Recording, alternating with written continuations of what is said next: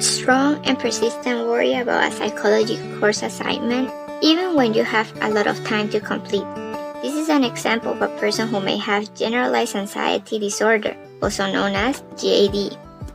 You're probably now thinking that this could be you because you may have experienced this before. However, you may want to think again. It is very common for normal people to experience normal and controllable worry or anxiety. However, for a person with GAD, the anxiety is extreme, persistent, and uncontrollable. It can be so extreme that it may cause the person to have symptoms like constant muscle tension, feelings of relentlessness, irritability, fatigue, have problems sleeping and concentrating. 3 of these symptoms is required for an adult to be diagnosed with GAD and 1 for children. Some more difference about normal anxiety and GAD is that normal anxiety keeps you alert in a healthy way. On the other hand, the anxiety that a person with GAD experiences is so intense that it interferes with daily activities like going to work or going to school. A person with normal anxiety can be easily relaxed with some relaxation techniques like taking slow and deep breaths. However, someone with GAD may have difficulties calming down and relaxing even when this person knows that the source of anxiety is unreasonable. GAD is usually assessed with a questionnaire called GAD-7 along with some follow-up interview questions. GAD-7 is a questionnaire that asks the client to rate the frequency of the symptoms often found in people with GAD.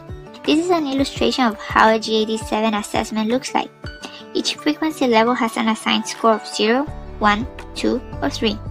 The final score will be the addition of the score for each of the category. The cutoff score for mild, moderate, and severe anxiety are 5, 10, and 15.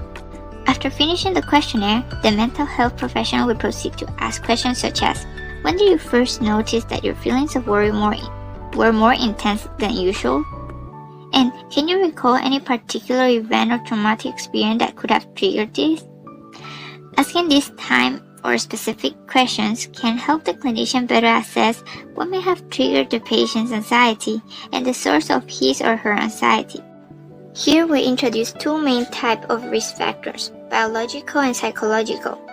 For biological factors, researchers indicate that if someone has first-degree relatives with GAD, like parents, siblings, or children that are suffering from it, he or she has a higher possibility of developing GAD. The heritability is around 0.3 to 0.5. As for brain structures, the amygdala is part of our brain that controls our fears responses. People with GAD always show hyperactive amygdala during the processing of negative emotions, which might affect the understanding of social behaviors, which result in perceiving a social cue as dangerous when it is not actually dangerous. Serotonin is the most important neurotransmitter in our brain, closely related to mood and motor behaviors. Its receptors are highly sensitive in people with GAD, creating hyperactivity in different parts of the brain. For psychological factors, people with GAD have difficulty interpreting threats. Even harmless experiences could feel anxiety-producing for people with GAD. Researchers have also found that trauma in childhood can increase the risk of developing GAD. Besides, difficult life experiences can all be contributing factors. So it is important for the therapy to gather family and social history for diagnosis. Using addictive substances like caffeine, alcohol can heighten feelings of worry and nervousness. Relationships can also be a significant source of anxiety, especially in women. Job stress might trigger the development of anxiety, especially great changes like loss of a job. These psychological factors might contribute to the GAD. Some tips about prevention of GAD is to deal with daily stress properly and seek for help before it's too late. Treating GAD requires medication or psychotherapy, sometimes even both. Several medicines have been proven effective for less severe symptoms. Benzodiazepine is a drug that has sedating and calming effect. Antidepressant is also another drug that helps moderate serotonin levels in the brain, thus help elevate the mood. But to mitigate the symptoms in the long term and to deal with the comorbid anxieties, psychotherapy might be a better choice. First, the therapist may adopt a psychoeducation to inform the patients about the causes and symptoms of GAD and convey the idea that it can be treated. Patients may also practice somatic training by themselves through relaxation training, which is to tense and relax their muscles several times, or also breath training, which is taking long and deep breaths according to instructions to suppress the anxiety. Another form of therapy is cognitive therapy, which has been proven effective since it teaches the patient to examine their negative thoughts and challenge it. By realizing that the worst has a minimal chance of happening and that even if it does, the consequences are acceptable, clients change their way of reasoning and behaving towards anxious situations. Although treatment for GAD is available, only 1 out of every 10 people with GAD get adequate treatment. Why? Well, stigmatization stops them from seeking for help.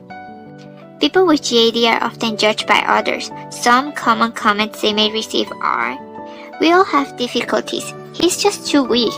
She's too sensitive. They're just lazy. Do not play with him. He's too unstable and dangerous. Not suitable for work. Self-centered." All these negative comments lead to misunderstanding and rejection, which makes GAD people more isolated and self-blame. As a result, their anxiety just becomes worse. But what can we do to remove this stigmatization? Well, there are 3 steps that you can take.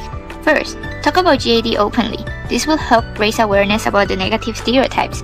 Second, remember that they are not defined by their anxiety.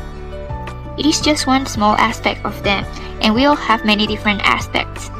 Lastly, remember, when they share their anxiety, listen without judgment. Problem may sound very minor to you, but the experience can be very painful for them. If you think you have GAD, please contact a mental health professional. Find help. Talk to someone. You don't have to go through this alone. Thank you for listening.